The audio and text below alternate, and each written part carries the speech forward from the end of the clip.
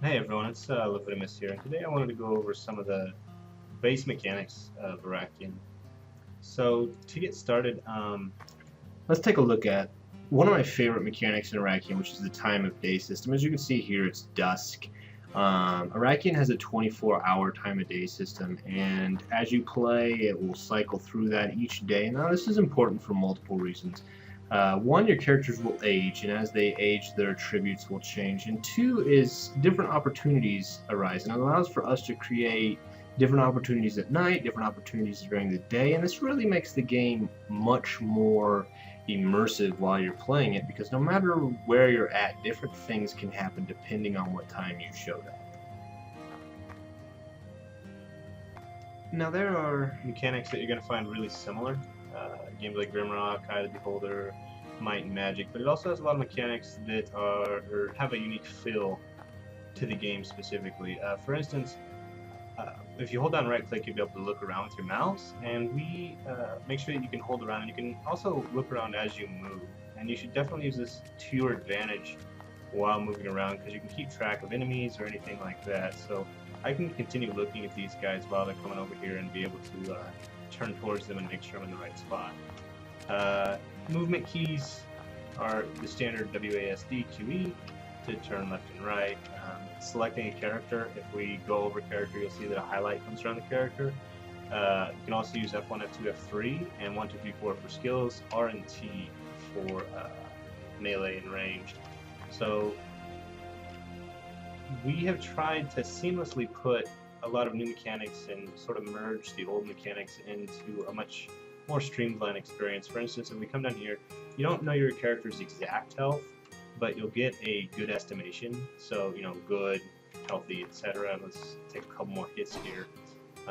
That way we can show you a little bit of difference. Injured, and then etc. So if we actually just click on this, we can go ahead and use a potion. Alternately, we can open up the inventory, grab a potion, click on the character, and use one that way as well.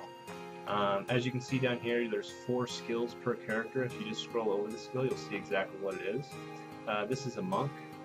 Monks start out with Aura of Power. It's a really easy one to go ahead and get about, I think it's 10 minutes of buff. It buffs all your stats pretty well.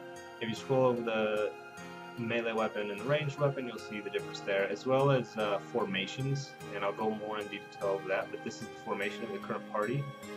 Orange, as you see here, is up front with green and blue back. Now, that's not necessarily great. We want to go ahead and move the warrior up front.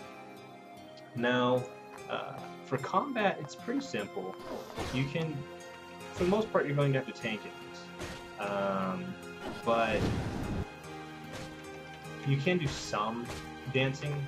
Like, if that guy's in front of me, I can come back here to wait until my cooldowns are done. But one thing that we've done unique as far as combat's concerned is making sure that enemies are able to attack diagonally.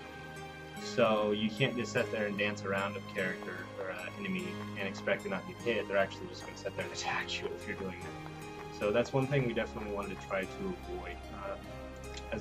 Another additional note, you'll find food throughout the game. This green orb right here denotes how much or how hungry your character is, as well as other things. Again, same thing, you can just click on that and then eat a piece of food. Now, with the new camera system that you can look around also comes new possibilities. So one of the things we really wanted to try to do